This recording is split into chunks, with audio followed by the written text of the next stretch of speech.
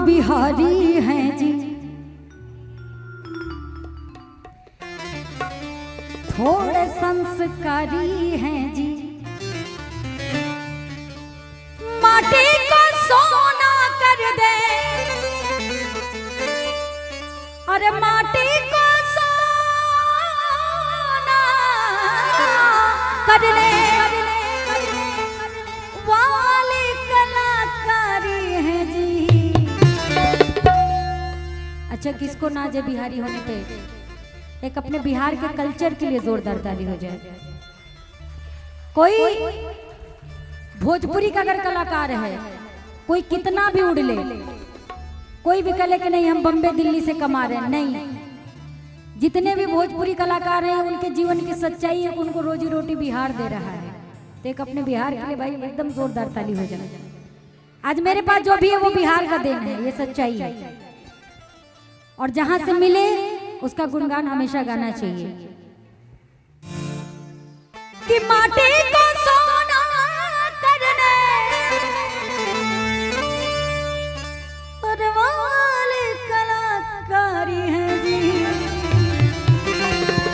हाँ हम बिहारी हैं जी, थोड़े संस्कारी हैं जी।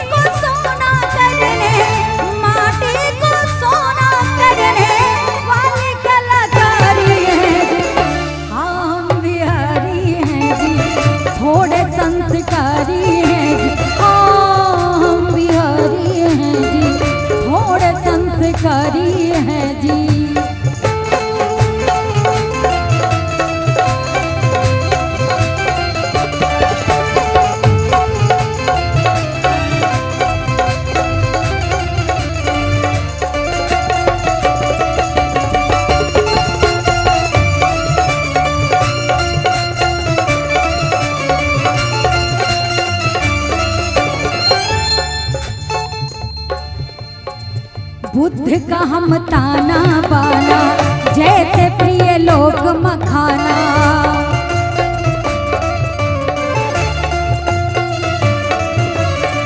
हम हैं महावीर के बानी, आज भट्ट जैसे ज्ञानी।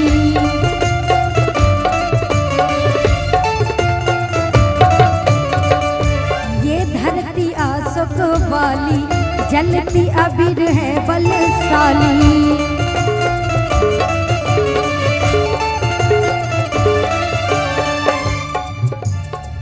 उस बंजर को सींचा करते, उस बंजर को सींचा करते जिसके हम वाली हैं। हाँ हम बिहारी हैं जी, थोड़े संस्कारी हैं जी। हाँ हम बिहारी हैं जी, थोड़े संस्कारी हैं जी। माटी को सोना, माटी को सोना, माटी को सोना करने वाले कलाकार हैं। हाँ हम बिहारी हैं जी, थोड़े संस्कारी हैं जी। हाँ हम बिहारी हैं जी, थोड़े संस्कारी हैं जी।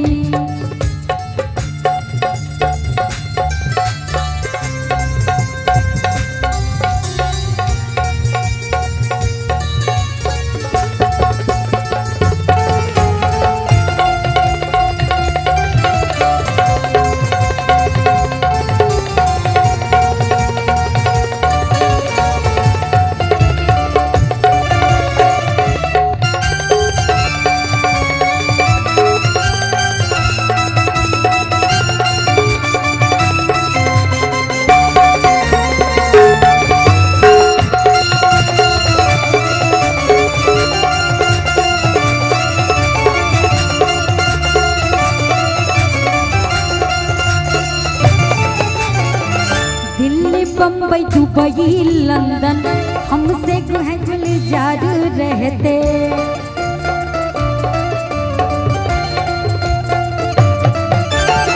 सूरी नाम मारे सिसी से खेत भी कहानी कहते।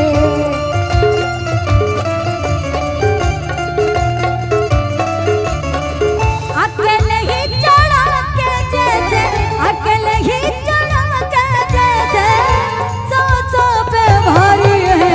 हाँ हम बिहारी हैं, थोड़े संस्कारी हैं जी। हाँ हम बिहारी हैं जी, थोड़े संस्कारी हैं जी। माटी को सोना करने, माटी को सोना करने वाले कलाकारी हैं जी। हाँ हम बिहारी हैं जी, थोड़े संस्कारी हैं जी। हाँ हम बिहारी हैं जी, थोड़े संस्कारी हैं जी। हाँ हम बिहारी हैं जी, थोड़े संस्कारी हैं जी। हाँ हम बिहारी हैं जी, थोड़े संस्कारी हैं जी। हाँ हम बिहारी हैं, थोड़े संस्कारी। अभी से